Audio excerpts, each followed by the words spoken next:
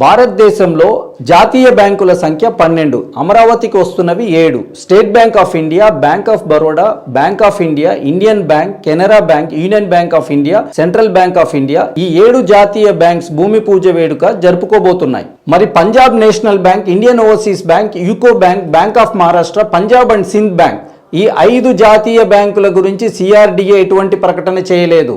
వాస్తవానికి జాతీయ బ్యాంకుల సంఖ్య 27.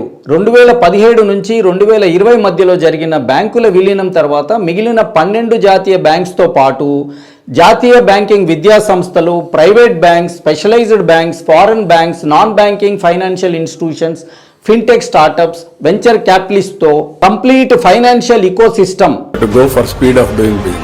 స్పీడ్ ఆఫ్ డూయింగ్ బిజినెస్ స్ఫూర్తితో కూటమి ప్రభుత్వం అభివృద్ధి చేయాలి. అప్పుడే అమరావతి రాజధాని ఆంధ్రప్రదేశ్ యొక్క ఫైనాన్షియల్ నర్వ్ సెంటర్గా మరియు సంపూర్ణ ఆర్థిక కేంద్రంగా నిలుస్తుంది.